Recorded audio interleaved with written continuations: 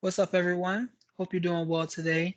This is Raphael Garcia along with Schwan Humes on Thursday, August 22nd, for episode 132 of the MMA Ratings Podcast. So first and foremost, as always, we'd like to thank you for taking your time to listen to our content. Thank you for taking a moment to check us out here, whether you're playing the show live or listening to us on our YouTube channel. We are also on Anchor, SoundCloud, and Spotify now.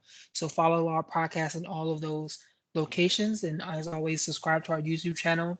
Head over to MMAratings.net where you can like the fights and let us know how excited you are for upcoming fights using our star system. And you can always read work by myself, Adam Martin, and my partner here, Schwan. How you doing, Schwan? Let everybody know how things are going your way. Busy as always. No complaints though. Doing well. Glad to be on the show again. Good, good.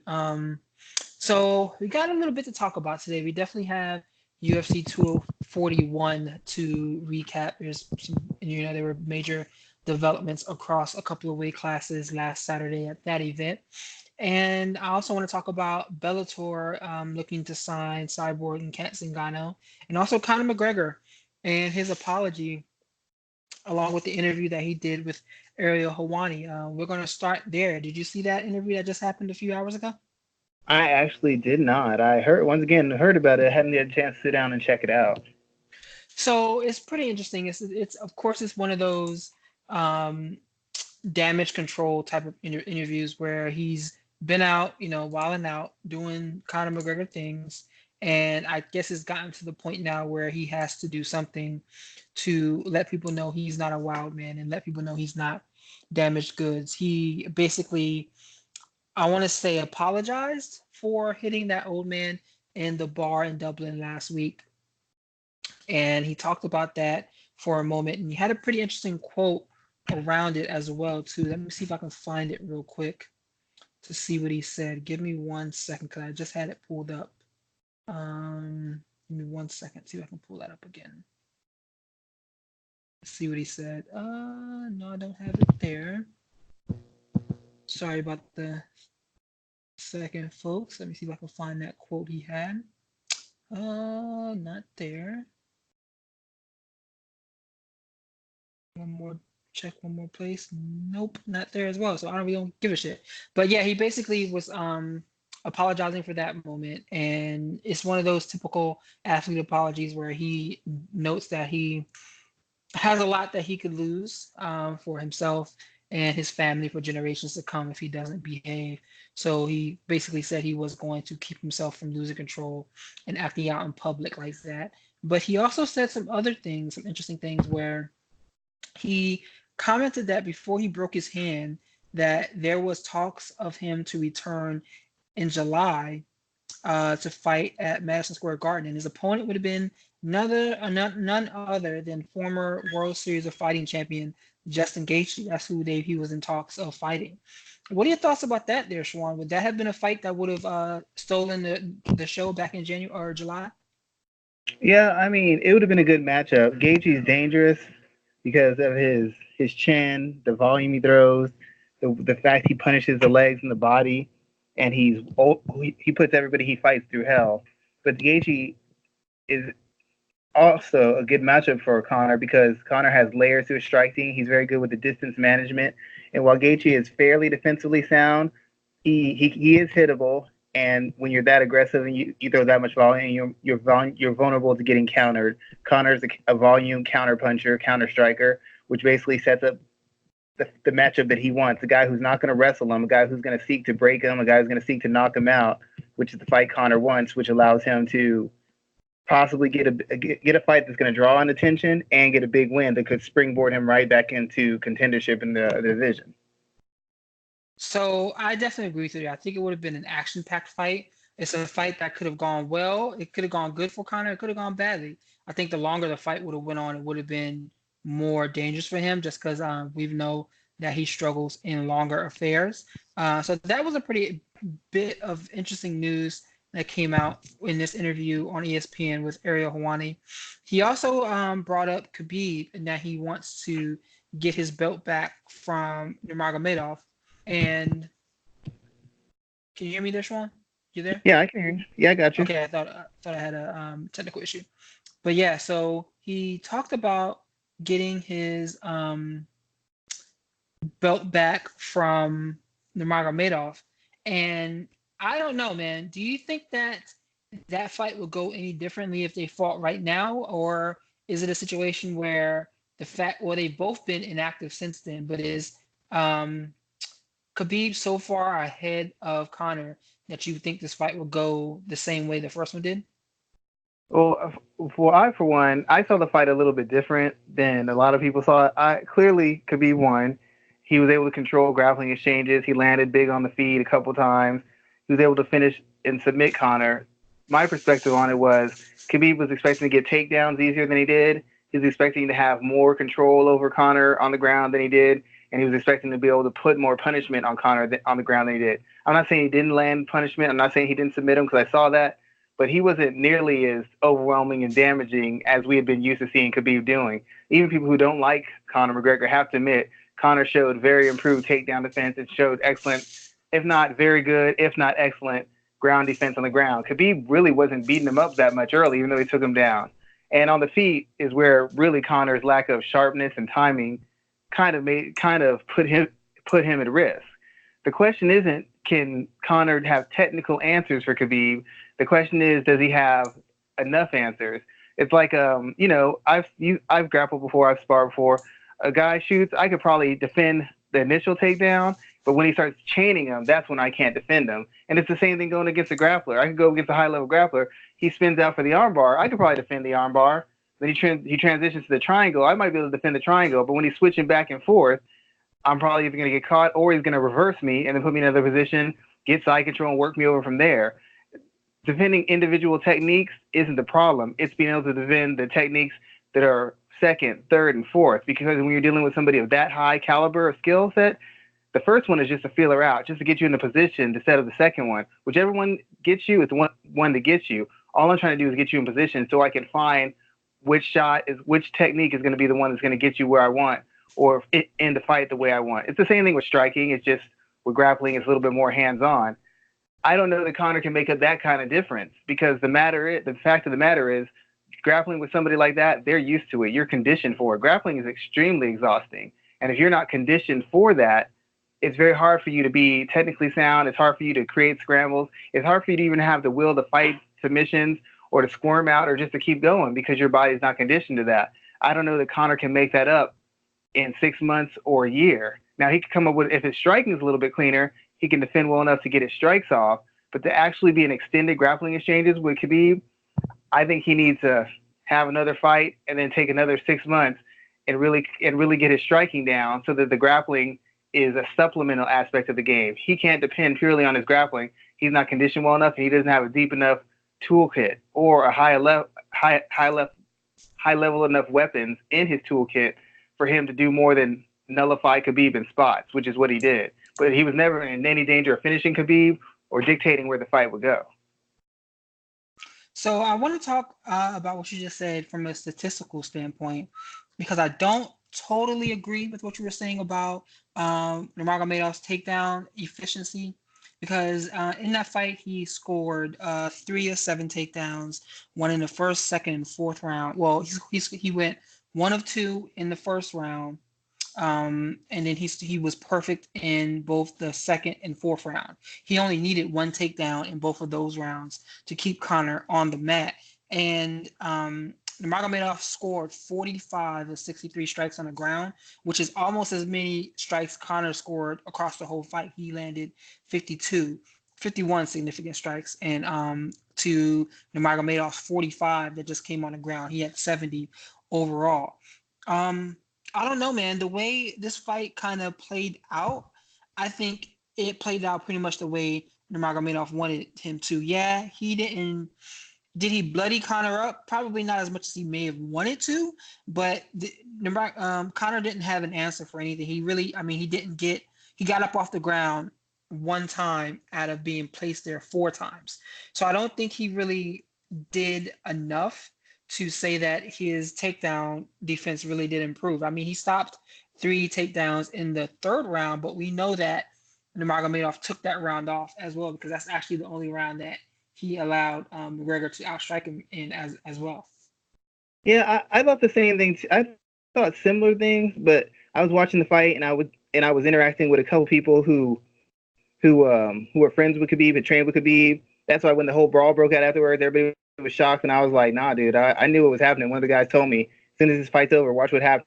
And I was like, "What do you mean?" He goes, "Just watch what happened." And so he was telling me, and his perspective on it was, he's not that he didn't think Khabib was dominating, but he was like, "I'm guaranteeing you, I've sparred with Khabib for years. I rolled with him, been inside with him. Khabib's having to work harder than he's used to work, and he wasn't expecting to work this hard to get Conor McGregor now. Every time he's seen somebody wrestle Conor, for the most part, when they get their hands on him, they just have their way with him." And he's like, the reason he's easing up in this third round is because he's spent more energy than he expected to spend. He expected to take Conor down, hammer him, if not finish him in the first round, knock him out on the ground in the first round, or submit him in the first round. When that didn't happen, he wasn't expecting Conor to be able to survive. He wasn't expecting Conor to be in a position where he wasn't just getting pounded into submission, similar to what Michael Johnson had with him. So he was like, he's a little fatigued. And he's like, if Conor is able to navigate this round correctly, he might be able to extend him the whole fight. He's like, Khabib's pulling back a little bit because he looked a little tight when he came out to me. And I think personally, he put a lot of energy into those first two rounds, and he didn't get the finish he thought he was going to get. So now he's trying to scale it back a little bit so that he can manage things and work things out with them. So while I see your point, I clearly believe Khabib dominated the fight, and he did give away the third round.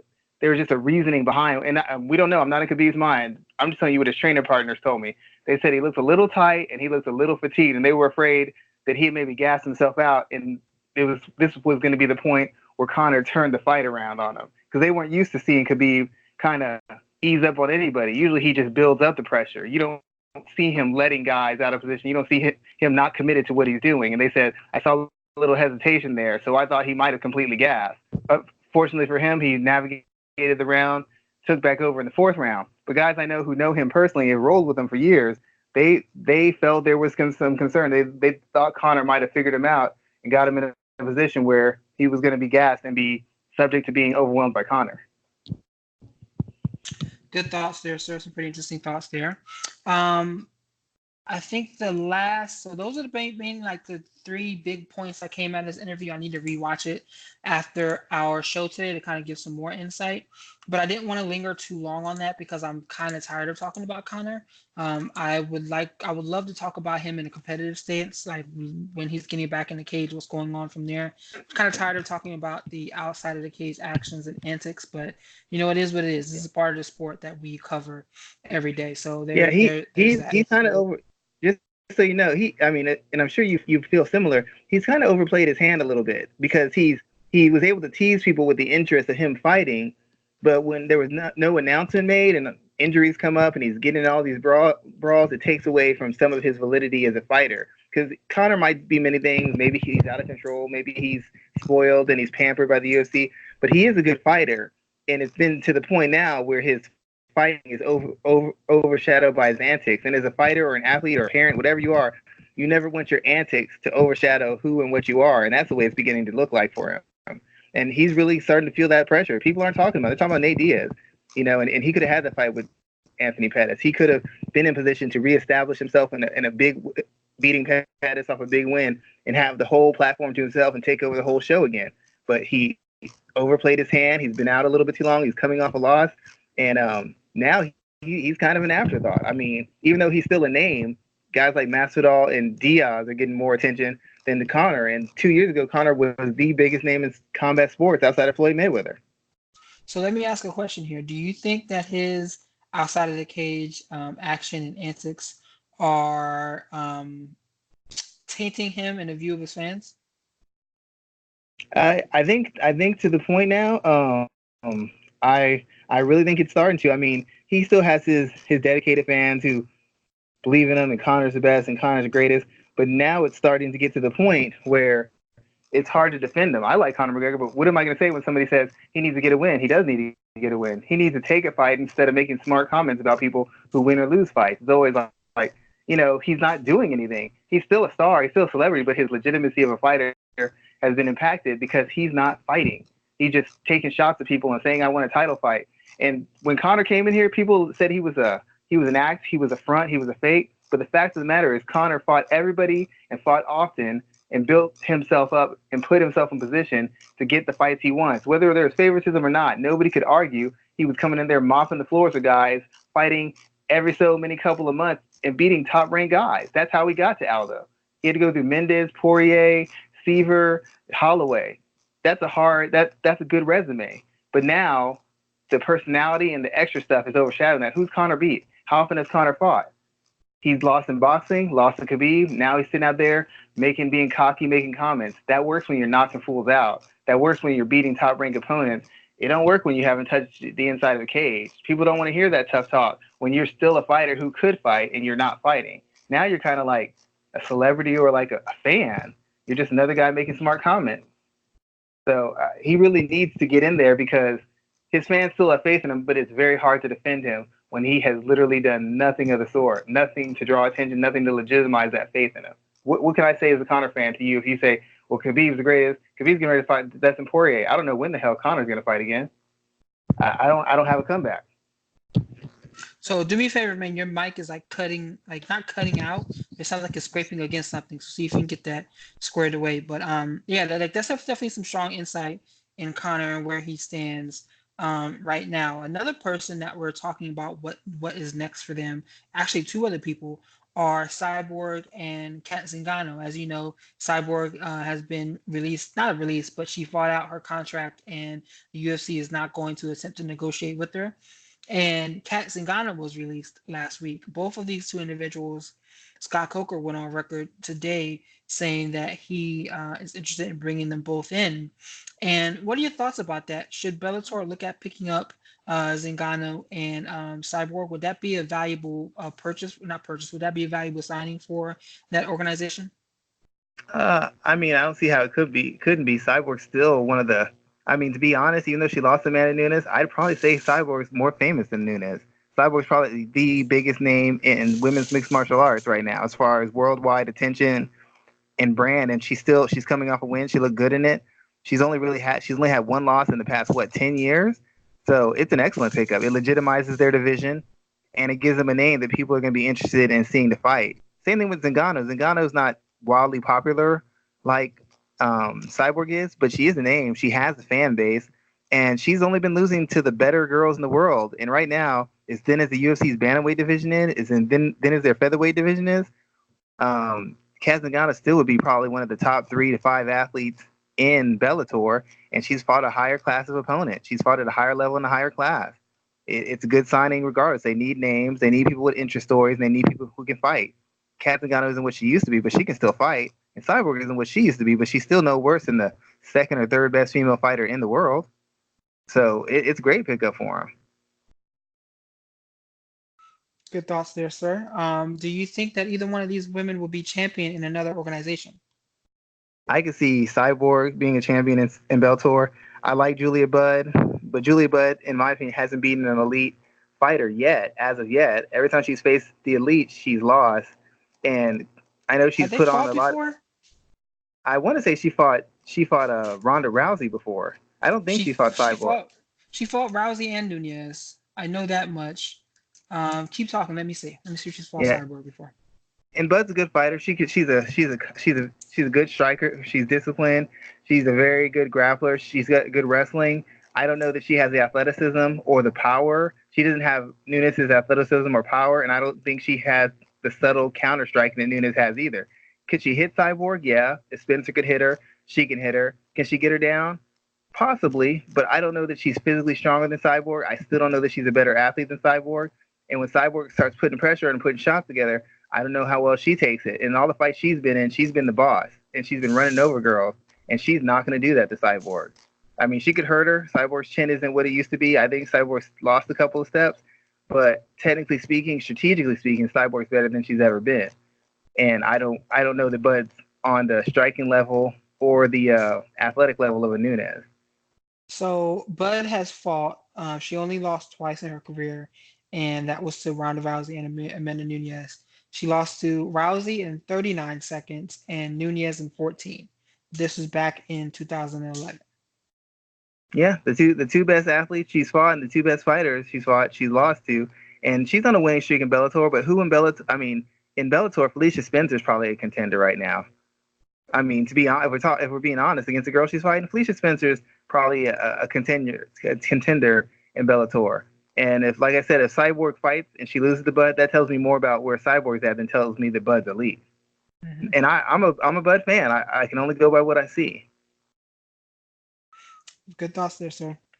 We mentioned that Bud is on a streak and she is a defending champion, which is all 100% correct. Let's talk about the champion, the heavyweight champion, the new heavyweight champion in the UFC, where Stipe Miocic got a big win this past Saturday, where he stopped Daniel Cormier in the fourth round of their heavyweight affair, becoming a two-time champion, snatching the belt away from Cormier and pretty much setting his path forward to do whatever the hell he wants. Let's talk about this fight first from a stylistic point of view.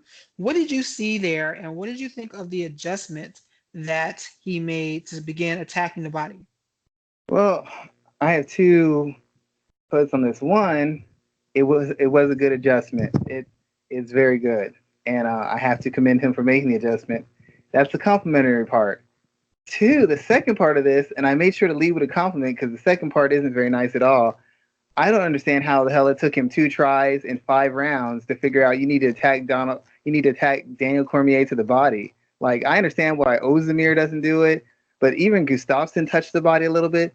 John Jones showed that if you go to the body, he's going to overcommit to it because he doesn't like it to the body. And for some reason, Stipe didn't even touch the body until the fourth round of the second fight. He did not attack the body really in the first fight. He didn't even touch the body in the second fight until the fourth round of a fight he was losing. He was losing that fight. That was like 2 rounds of one, possibly 3-0. And it took him getting to that point before he went to the body consistently. And I don't understand how you do film study or you have a valid coach or a valid camp. Nothing against his camp. I don't know well, I know one of those guys in there, which is another reason I don't know why he didn't go to the body. Because I know one of his old boxing coaches. We always talk about body punching. So I have no idea why he did not go to the body and why it took him so long. And then in the post fight, they asked you, hey, did your corner tell you to go to the body or did you just make the adjustment? He said, I just made the adjustment. And I'm like, what corner are you in where they don't tell you go to the body on Daniel Cormier? That's one of the things I said before. I said he has the jab, front kick to the body, jab to the body, right hook to the body, left hook to the body. I don't understand how his corner did not highlight him to do that. At any point in the fight, in 2 fights, they never said that. And then he had to figure out it on his own. Nobody in his corner said, go to the body. I mean, it's the one thing it's the one thing I talk about all the time. And it took him 5 rounds to make that adjustment. That's a concern to me. I mean, it's great that he made the adjustment, but I don't see how any world-class elite level fighter doesn't make that adjustment earlier or doesn't start putting that away earlier. Had he started touching the body in the first round, it probably doesn't go 4 rounds. It doesn't go 4 rounds at all. So while I'm impressed that he decided to make the adjustment, I don't understand what took so long unless he willingly engaged in a bad fight to get beaten up and be down 2-1 rounds, possibly 3-0 rounds before he turned around. If he's just trying to be dramatic, otherwise that's just not very high IQ. And I like Stipe, but the way he approached that fight was not very clever. He made that a lot harder than it had to be. So, do you think any piece of that was their strategy to kind of wait out the body shots until later on in the fight when Cormier would be more gassed and unable to fight them off as well as if he would have been able to do and make adjustments earlier in the fight? Well, they can, and see, this is the thing. This is a thing you can say when you work a corner and it works out in your favor. You get the knockout, you get the finish. You can say things like, "We were just playing rope a dope." Like the guy from Team Alpha Male was telling me years ago how he told Darren Elkins to play rope a dope against that one guy where he had that huge comeback. He goes, the plan was to play rope a dope until he got tired and then take over the fight. You can say that because you won the fight because that guy has no chin and no cardio. That wasn't a good plan. That was a terrible plan. That wasn't rope a dope either. You got beat the hell up, and then that guy got tired of beating you up, and then he was able to come back. That was an awful plan. And if this was their plan to try and extend him, I don't necessarily know if you get into extensive exchanges with a guy who's already knocked you out cold. I mean, it'd be different if they went the full distance before. Cormier took his best shots before. Stipe could not take Cormier's shots. If that's what they say, then I have to go with it. I don't think that was their plan at all. I thought they thought Stipe was younger. With losing the weight, Stipe would be faster and he'd be able to outwork Cormier. And when he started putting shots together on Cormier, Cormier would get tired and Cormier would get stopped. I don't think he expected Cormier to win the first round. He thought Cormier just caught him. I don't think he expected Cormier to win the second round. In the first fight, he said, Cormier just caught me. I just got caught. I just got caught. Not understanding that his defense was bad and his approach to the fight gave Daniel the fight he wanted to have. What I believe happened is Cormier said this: I'm not going to really grapple with this guy. I'm not going to pay attention to defense. I'm going to force this guy into heavy level exchanges. I'm just going to go back and forth with him. I believe he can't hurt me. I believe I can hurt him. So if we get into these exchanges where it's just back and forth, back and forth, back and forth, I believe I can take his shots. I believe my shots will hurt him more. This way, he won't be able to box. He won't use his length. He won't use his footwork. He'll stand right in front of me and get into an ego contest and exchange with me. He won't even have time to attack my body because he's going to be so heavy into exchanging and a back and forth brawl with me. I can win 5 rounds of brawling with Miocic 5 rounds. And to be honest, if Miocic doesn't go to the body, he loses the fight. He wasn't going to win that fight any other way except breaking Cormier down to the body. And I think Cormier threw out the defense, threw out any sort of semblance of technical striking, and decided to just force exchanges, knowing that Miocic would meet him in there, and he'd either knock Miocic out or Miocic would get tired and he'd turn it on late in the 5th round and pull away late for winning the fight. That's what I believe Cormier did. And I believe Miocic got caught up in that fight because Miocic didn't use his length. He didn't use his front kicks, his leg kicks. He didn't use feints or jabs. He didn't start using that until his 4th round. And as soon as he started using it, Cormier had no answers. But once again, if that's the case, why didn't you just do it earlier? And of course, they can say that was our plan. It's a stupid plan. Taking punishment is never a good plan, especially the guy who knocked you out in 1 round a fight ago. That's a dumb plan. So if that was the plan, I disagree with it completely. I don't think that was the plan. I think he got caught up. I think he threw away all his best weapons. I think he fought a dumb fight, and he was lucky enough that he came to his senses to make an adjustment to win the fight. Because I guarantee you, if he doesn't throw those body shots, he does not win 5 rounds. We've seen Daniel turn it on late 5-round fights. We've seen him ramp it up. I think Stipe would have had one more good round in him, and I think he would have been gassed. So while it's an impressive win, the fact that it took him so long to do the right things, it would have had him win the first fight and would have had him win the second fight easy, is very shocking to me, and it raises some concerns for me as far as his future moving forward.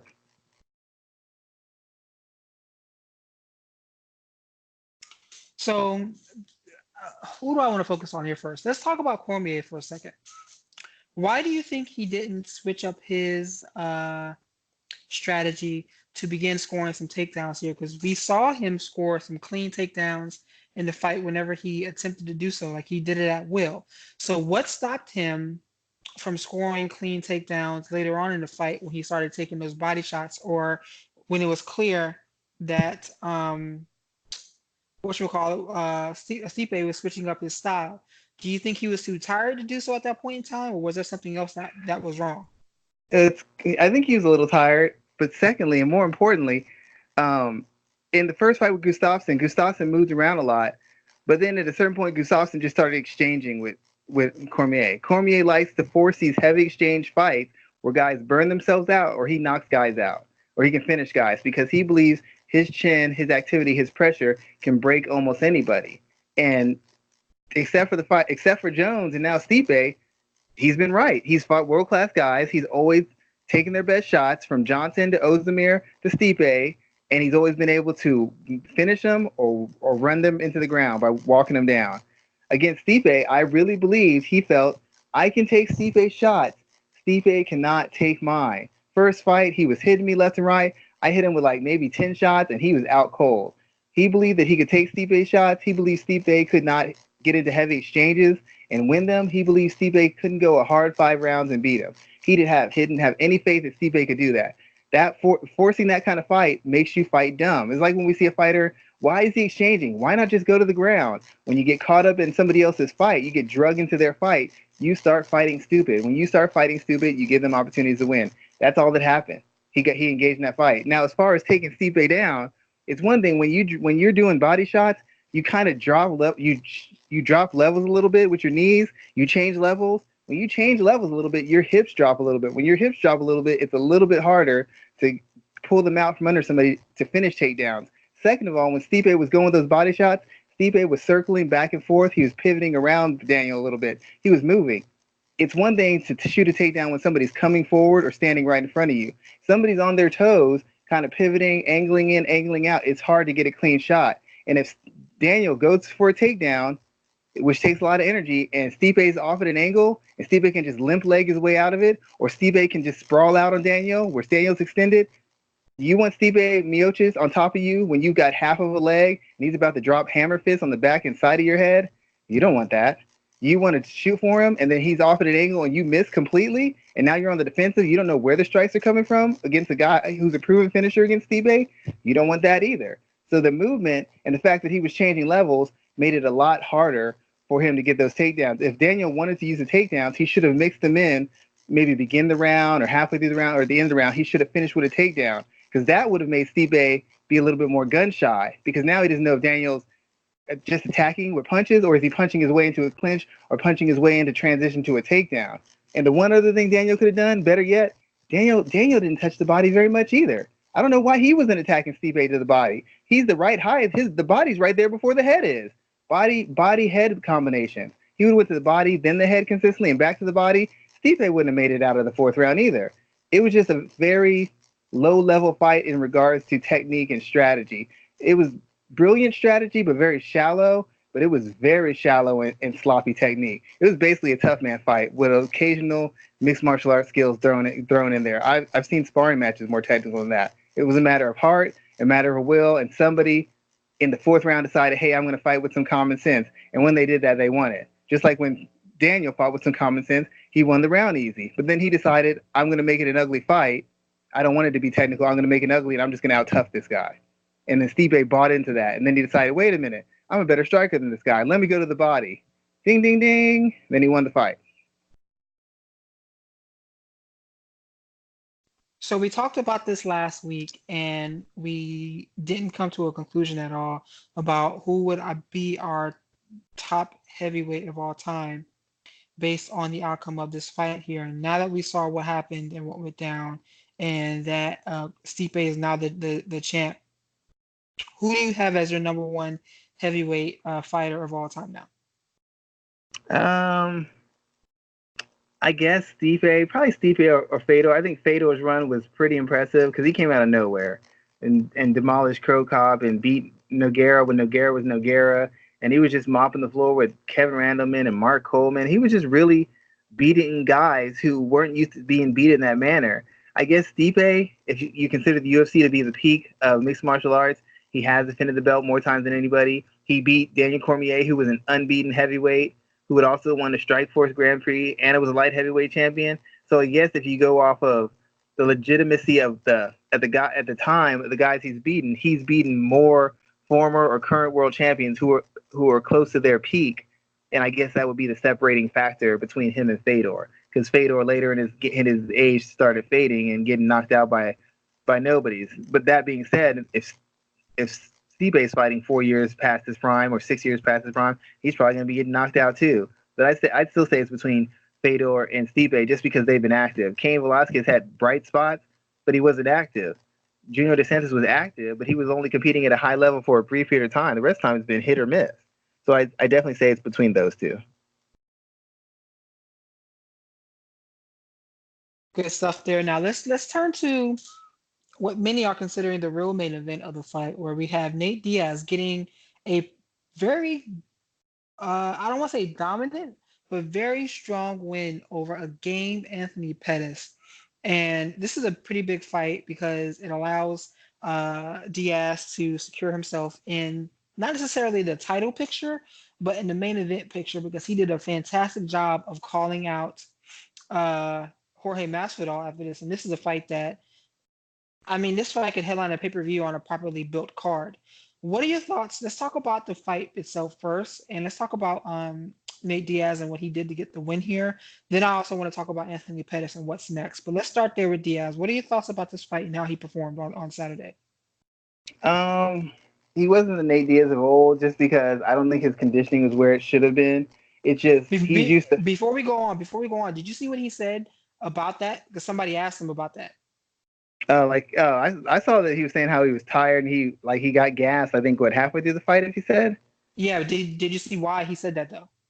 No, I did not catch that part. So he supposedly arrived at the venue extremely late and he didn't get a chance to warm up. Oh, hmm. Yeah. Well, I guess that's fair. If that's what he says it was, that's fair enough assessment. I'm just gonna go with the fact that maybe he hadn't been fighting in a while, and everybody says sparring, and there's no such thing as what do you call it a ring rust, but you might be technically sharp, but there's a certain when you have to fight at a certain pace, I think it just can be exhausting to somebody. And Nate, unlike a lot of guys, Nate like a Daniel Cormier and other fighters who work on their conditioning, they can fight through that. They're used to fighting tired. They're used to fighting in that red line zone, so it's not exhausting them. They can go to that level and then go past that level in a fight. I thought Nate looked good. His boxing looked a little bit off. At points, Pettis was outboxing him, not with combinations, but with short combinations and individual shots. What I was impressed with was Nate added to his clinch work, and Nate was actually showing some long range strikes, and he was really actively using his wrestling, his offensive wrestling and grappling in it, like looking for those takedowns and using them to transition into positions into clinches so he could beat Pettis up. He showed a more rounded skill set, and he still showed a dependable chin and an ability. I think he fought a little bit against height. He wasn't fighting at distance so much as he was starting to put pressure on Pettis and starting to chip him up and break him down. So I was impressed that he showed kind of an IQ of recognizing I may like to fight on the outside, but Pettis is an active kicker, and Pettis does not like being pressured. Pettis does not like being pushed back. So I'm going to push him back. And even if it means I'm going to take some shots and maybe lose a round, I know that if I keep pressuring him, those holes and those offensive inconsistencies are going to start popping up in Pettis' game, which they did. Early on, Pettis looked great. As the fight went on, he started fighting out of his pace, started slowing down, and those defensive holes that show up in every fight where someone pressures them started showing up, and Nate took full advantage of them. So there's a couple of different narratives I've been listening to post fight, and one of the big ones was that Anthony Pettis was winning the fight until he got hurt. Do you think that's the case? I personally believe that Nate Diaz was doing enough to be winning the fight at that point in time, even before Anthony got hurt. What are your thoughts about that idea that if Pettis doesn't get hurt, that he still wins the fight? I Or thought Pettis got I thought Pettis got hurt when he tried to kick Diaz and Diaz checked the kick. that's what happened, yeah. So So that was if he like the got hurt, second round, I think. yeah, if he got hurt because somebody used a defensive maneuver, then Nate actively played a part in him losing the fight still. And now if you threw some random kick and you separated your shoulder, you missed and you tore up your knee just because you missed or you landed wrong, then that's if you got hurt. But he got hurt for a reason. Like what was it? Santos who fought Jones? He had knee issues. He had all these problems coming in. Jones did not cause those issues. Nate Diaz actually caused the injury that put Pettis in the spot where where where Pettis was injured and couldn't continue. So Nate caused that, and that's also another improvement in Nate. How many times have you seen him get his legs kicked to smithereens and never check it even once?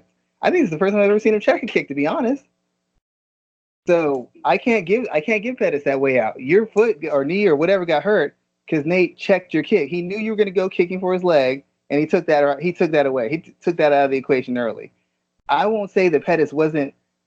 I'll give him the first round maybe because Nate's boxing was just off, and he was landing those counters and leads, not putting combinations, but short combinations and single shots. I'll give him that. But with Nate Diaz fight, hasn't he lost or had a highly competitive first round before he turns it on? He lost against Michael Johnson. He was losing the first round against Conor McGregor in the first fight. He was losing against Conor McGregor in the first round of the second fight. There's a bunch of fights you can point to where Nate Diaz is getting it handed to him in the first fight. You don't ever go off a Diaz fight based off the first 5 minutes. Nobody does that. That's not how the Diaz brothers work. We all know this. You might handle it to him. BJ Penn was beating the hell out of Nick Diaz the first round. What happened in round 2 and 3? That's kind of what they do. They take shots, they work around it, they make an adjustment, and they wear you out. So I can't give anybody that logic because historically speaking, this is how this fight should have went. Pettis early, Diaz late, and I picked Pettis. I thought Nate would be a little rusty, and I thought Pettis would be able to stick to a kicking game or at least have enough of a backup plan that he could control the range and control the pace a little bit. He was unable to do anything. The same issues he had before popped up this time, and Nate took full advantage of him. Nate was more ready for Anthony Pettis than Anthony Pettis was for Nate Diaz, which is weird because Anthony Pettis said he dreamed about fighting Nate Diaz for 5 years, and this is the best game plan he had. Not a very good one. So let's talk about what's next for both men. Jorge Masvidal, is that fight booked?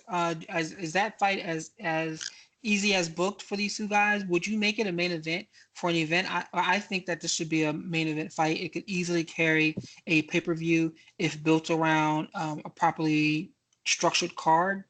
Are you excited to see those two guys fight? And if not them, who else should they fight? And let's talk about that before we turn on to Anthony Pettis. I would like to see the fight, but you know how the UFC is. They want title fights to headline pay-per-views. So most likely at best, I mean, if they have common sense, they'll make it the title. They'll make it a headlining fight. But knowing the UFC and their rule to have title fights, they're going to have somebody who's not half as popular fight for a title ahead of those guys. That's just what the UFC does. They should make the fight the main event. It's a good fight. Masvidal is never going to be hotter than he is right now. Diaz coming back and then winning that kind of fight after watching what Pettis did to Wonder Boy is never going to be. Only way he's going to be any hotter than he is right now is if he turns around and beats Jorge Masvidal. And the fact is, both guys are 155ers who've moved up. So it's not one guy facing a incredible Hulk. He's facing a guy of similar size, similar weight, from a similar background. They're both well-rounded martial artists. Nate has obviously improved technically, and they're both guys who are well-conditioned and guys who are comfortable in striking exchanges. It's a fight that plays where their strengths mesh together greatly and their weaknesses won't really be exposed against this kind of opponent. Jorge Masvidal can drift in a fight when he's not consistently threatened. When have you ever seen a Diaz brother fight where he's not constantly putting you under some form of duress? There's not going to be Jorge drifting out or losing focus because Diaz is always going to be throwing punches in his face, trying to clinch, try to take him down, trying to kick him. He's going to be forced to fight. And against Diaz is used. He has issues with wrestlers. Masvidal can wrestle, but Masvidal's not going to look to lay and pray or win a decision by takedowns. He wants to beat Diaz, showing his skill, showing his heart, and showing that he's just the better man and better fighter. So he's not going to take any strategic choices to make the fight easy. He wants to show that he can outclass and outfight Diaz. So you have two guys who are determined to outclass and outfight each other. So the strategy is going to be there, but it's not going to be a how can I make this fight easy strategy. It's how can I put a stamp on this fight showing I'm the baddest guy in the UFC. And that's what the fans want to see. So this is a no-brainer. I mean, if Dana White somehow bungles this, then he can never make a comment about boxing ever again. Because everybody told you the fight they want. The two guys told you the fight they want. So if you can't somehow make it when you're the only guy who has any influence in the UFC, then I never want to hear another word about boxing not giving us the fights we don't want. It's been clear. They told you what they want. It's his job to get it done, and these guys are both under contract. The thing about this fight that's most interesting to me is that it's a clearly money fight. Watching this fight here, they can make more money than the champions can when Colby Covington and Kamaru Usman fight. I would there's easily hand over foot. I believe they would make so much more money and have so much of a bigger interest than when the actual champion fights. And I'm enjoying that we're truly getting to that position for mixed martial arts for more fighters not named Brock Lesnar, Conor McGregor, or Ronda Rousey. I'm enjoying that more opportunity is setting itself up in that way. And that's what's important because this is the prize fighting game. These individuals are prize fighters and they're doing the best they can to make as much money for their family. And we need more fights like this that can carry a pay-per-view without the albatross of a title being tied to it. Well, the thing about it is, like Nate said, and as much people can hate Ben Askren and they hate Conor McGregor, let's say you love Khabib Nurmagomedov, You have to like Conor a certain degree because Conor could have said, you know what, I'll take an easier fight. I'll take 2 easy fights, then I'll fight Khabib. Khabib got his highest payday and got his biggest win as far as acclaim and national attention and focus and other opportunities fighting Conor. Conor didn't have to take that fight. He didn't have to take that fight at all. Just like Amanda Nunes, as much as, oh, Ronda's trash, Cyborg's trash, they did not have to take that fight. They did you a favor. They're already established superstars. They helped you get closer to the star you're trying to achieve. They could have ducked you. Nobody could have forced them to take those fights. They didn't have to do anything. Those are opportunities that you got because they have a competitive spirit and they did the legwork and building themselves, and you get to stand on their shoulders and take that next step. Ben Askren, his winning streak and his little trolling of MMA guys, that helped Jorge Masvidal when Jorge knocked him out. Nate Diaz, as much as you want to hate Conor, if that Conor fight doesn't happen, is Nate making the money he makes? Is he getting the opportunities he gets? No. I mean, hate Conor all you want. He got a lot of guys paid. Eddie Alvarez better never have a foul word to say about Conor out of his mouth. He gave you career high payday. Khabib, career high payday. Nate Diaz, career high payday. Jose Aldo, career high payday. How are all you people talking so bad about a guy who got you paid, which is the name of the business? You're hating the guy who got you paid? You're hating the guy who set your family up for life? What did Nate say? I have a lot of money. I don't have to take pointless fights. Why do you have a lot of money, Nate? Because before you fought Conor, you were complaining about paychecks. Why do you have a lot of money now? Where's all this money come from? Why do you have all this money? Oh, I gotcha. That's how the game works. And these guys don't want to play it. They want to, I'm about a sport. I'm going to do it right. Dude, if that's what you want to do, fine. Be Demetrius Johnson, be Andre Ward, take your 60 to show, your 500,000, go in your corner, shut up. If you want to make money and you want to get the opportunities where you can headline a card without a title, where you get the extra attention, the extra sponsorships, and you can take a 3-year break from the MMA, then you got to make certain sacrifices. You got to do certain things. These guys don't want to do it. That's why they're in the spots they're in. It's a business, and nobody wants to add, oh, it's a legacy. Yeah, legacy is great. That don't pay your bills, dude. That don't take care of your family. You know, just like when Stipe was like, well, I wouldn't. He wanted to fight Brock. That's ridiculous. If Stipe would have won, he would have fought Brock. He would have taken that payday easily. I don't understand why guys keep trying to act like money isn't important. Stop doing billionaires favor and get your money and get your success while you have a chance to get it. You can rewrite your career after you retire. Look at Michael Bisping. He's a spokesman for the sport. When he was fighting, he was just known as a dick. But now he's a spokesman. See how quickly that turned? See how quickly he turned from dick to spokesman? Amazing. He's like an ambassador for the sport. Everybody hated him when he fought. But now he's an ambassador who's a gentleman who is educating fans about the sport. In like less than a year, it's ridiculous. Worry about that stuff later. Get paid and take care of your family. Stop helping billionaires make more money and shortchanging yourself in the meantime.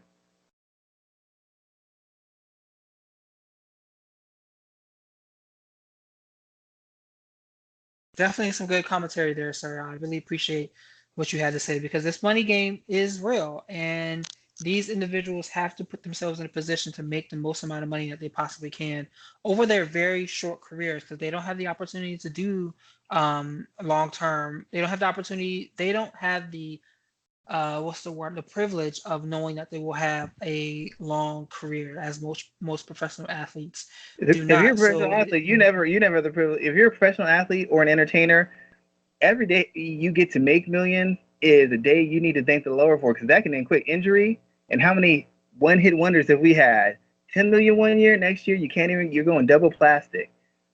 Any career is short unless you're a regular person. You need to take. You cannot leave money on the table. Do not do it. yeah, Do things can not do definitely it. fall apart really quickly for you. So it can get out of control really badly there. And your coaches still want their Overall, money. Your coaches still want their money too. So so I you want to better spend some take this time shit. talking about Yoel Romero and Paulo Costa because this was a great fight for 3 rounds. I had it easily for Costa 2 rounds to 1. I don't see how anybody had Romero winning that, but there's always opinions in this martial arts game. What did you think about this fight there? And I want to talk about what's next for both men as well. I saw the growth in Costa because I've had a couple guys who I've worked with who fought him, so I've had some different insights on him. They're like he fights in spots. He likes to come out hard and really put pressure on you and have these huge explosions. But if you pay close attention, the explosions aren't the same, the frequency isn't the same. He gets a little tired. It's just a matter of most people can't survive those explosions because not only is he hard hitting and he's strong and fast, it's hard to dissuade him with power because he can usually eat shots and walk through them. So you'd have to extend them, which means you can't scare him off with your power, which means defensively you have to be very sound. Most mixed martial artists can't do that. They can't stand in front of you and slip and parry and roll and get under shots and defend takedowns. They have to get on their bike, aka run around the cage because their footwork is trash. So you spend a lot of energy trying to escape him instead of stepping off at angles or pivoting. You waste a lot of energy, and then you don't want to go against the cage because these guys don't have the counter punching or the defensive awareness to be on the cage and slip and once again parry and find the counters in between the shots. So they run around the cage trying to get away from him, tiring themselves, allowing him to rest because he's not just throwing, chasing them, he's pressuring them. They get tired. When they get tired, he opens up on them, knocks them out. In this fight, you saw a little bit more poise. He was careful in how he approached Yoel because he knew A, Yoel could take him down, and B, Yoel had the timing and explosiveness to hurt him. And instead of fighting like an idiot and saying, "This is what I do and I'm just gonna do it," he showed some intelligence and showed some maturity and changed it. He still was aggressive.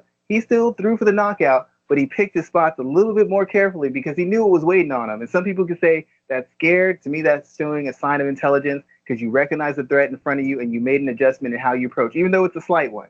He made an adjustment and he was able to attack the body and consistently outwork Yoel. I felt Yoel had the bigger spot. I felt Yoel had the bigger spots in the fight, and I felt Yoel showed much better defense than Costa, but Costa was consistently beating him to the punch and consistently hitting him. Part of that was Yoel's fault because Yoel likes to save energy. He likes to kind of get you off with your rhythm. He'll let you get some shots on him. He'll let you get to the spots you want, and he'll take away your confidence because you can't finish him. Because you can hit him, but you can't hit him the way you want to. And most guys get dissuaded, or they get tired, or he hits them, and then they don't want to pressure him anymore. He could never get Costa to not get back on him. When he dropped him, Costa got right back on him. When he countered him hard, Costa got right back on him. He didn't allow Yoel to take over the fight like a lot of guys do once they taste his power or once they can't hit him the way he wants to. He stayed single-minded in his focus. Let me just get my hands on him. Let me hit him in the shoulders, hit him in the body, hit him in the arms. As long as I'm making contact, I'm going to keep doing it. And I'm going to load up. I'm going to throw with power when he gives me an opening, but I'm going to continue to chip away at his defense and chip away at his body. So late, he can't turn it around and hit that explosive knockout shot like he did against Brunson or against Kennedy. And that's basically what on the fight. I still felt Romero showed better defense. Costa missed a lot. He missed a lot, and he missed awfully wide. And Yoel had the counters there, and I don't know if he's too old or he was just trying to bait him and wear him out and rope-a-dope him, but he let Costa get away with a lot of missed shots without making him pay, and that's what cost him the fight because he wasn't countering aggressively enough. It's one thing to make a guy miss. In sparring, it's cool. Make him miss, make it hard for him to work. But in a real fight, you can't just do that unless you can guarantee the knockout. You have to make him pay at every single turn. Me and King Mo used to talk about that all the time. You can't have a miss. You got to make him pay. He throws that jab, slip it, dig to the body. He throws that around, get that pull counter, hit him with the hard right hand. You got to teach him a lesson. You got to make him pay. You can't exhaust somebody if you're letting them dictate where the fight goes. You're letting them have free reign to attack when they want. You have to give them something to think about. In too many spots, Romero did not give Costa enough to think about. I still think as far as big shots and big moments, Romero did enough to win. But if we're talking about consistency from round 1 to round 3, Costa had him. If it goes 5 rounds, he would have knocked him out inside of 5. I don't think Costa had anything else for him. But for that period of time, Costa did enough to win. Shout out to Eric. I don't know how to say his name. Albertson. He coaches Cejudo and Pitbull. Obviously, you can see the effect, the poise, the restraint, and the maturity and how Costa fought. He wasn't fighting like a wild man. He was fighting like he had some common sense. And that's one of the questions I had asked. Would he have the restraint to fight the way he needed to fight to win? Or was he going to just serve himself up for a counter and get blasted?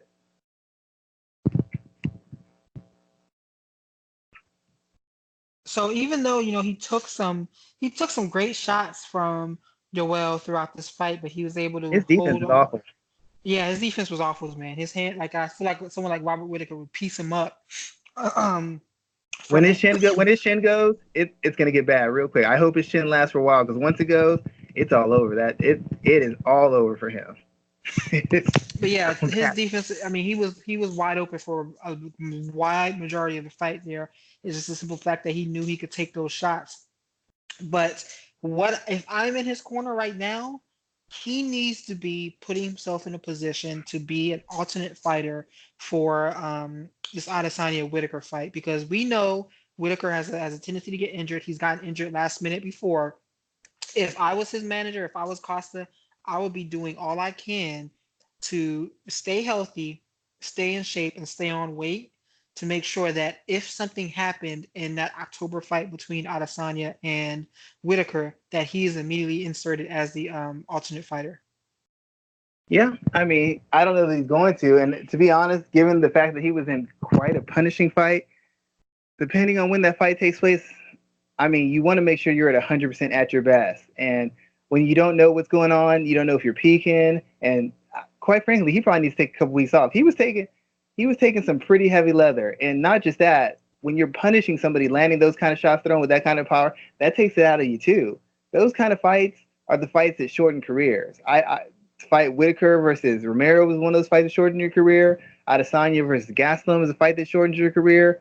Costa versus Romero is a fight that will shorten your career. You only have so many hard shots you can take. You only have so many hard shots you can throw, and he's burning through a ton of them. He's burning the candle at both ends. When he crashes, it will be spectacular because you will see it'll be falling off a cliff. There is very little subtlety in his game. There's very little layers in his game. All his improvements are strategic and mental. When he crashes, and I don't know when that is, it's gonna be like he jumped off a cliff. One day he's gonna be world class. Next day he won't be able to beat anybody. It'll be Eric Silva bad when he goes past that point. So That's I actually the name I was going to bring up. That's the exact name I was thinking of too. yeah, I mean it's very similar. The guy's just so dynamic and